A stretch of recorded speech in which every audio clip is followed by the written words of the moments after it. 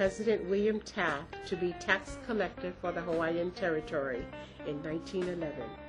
Today, this is called the Internal Revenue Services. He brought his wife and son with him. His son attended Punahou School.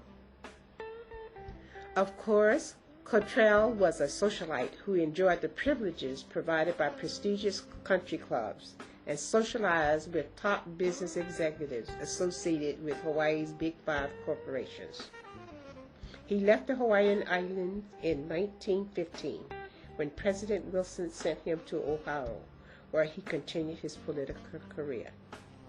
In 1929, Nolie Smith, a high-profile African-American businessman, came to Honolulu. He served in the Territorial House of Representatives and became Territorial Assistant Director for the Budget Bureau.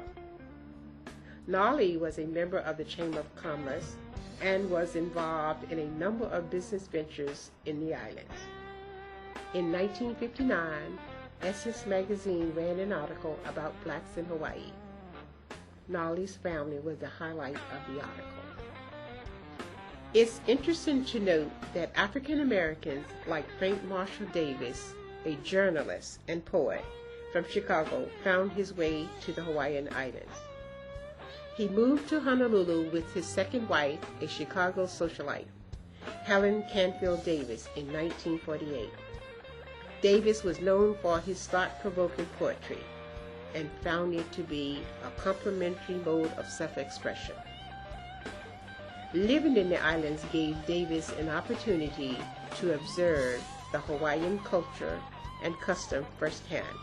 In Honolulu, Davis also wrote a series of articles on democracy, Hawaiian style. Documentation of discrimination and racism in the islands were a testament to Davis' role as a significant voice and witness in the historical process of Hawaii's economic development. He lived in Hawaii for 25 years before his death in 1987. The contributions and involvement of African Americans in the Hawaiian Islands over the last 100 years are very impressive.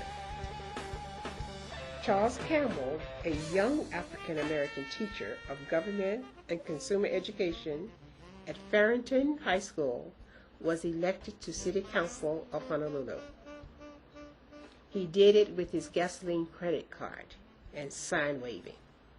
Of course, the sign waving is still a popular advertising technique for political candidates today. After leaving the City Council, Campbell continued his political career. He was elected to serve in the State House of Representatives and became a state senator. In 1970, Honolulu was honored by the presence of a distinguished world-renowned African American, Dr. George Johnson, who moved to the island of Oahu to retire. He was the dean of Howard University Law School and co-founder of the University of Nigeria. After a few months of rest, he became involved in creation of the University of Hawaii Law School with Chief Justice William Richardson. The law school opened in 1973. He lived in Honolulu until his death in 1987. Helene Hale, an African American, was the first woman to hold a government executive office in Hawaii since Queen Liliuokalani. She embarked on her political career in 1954. Helene ran and won the election for executive office of the Big Island, which acted as mayor in 1962. As mayor, she wanted to revitalize Hilo.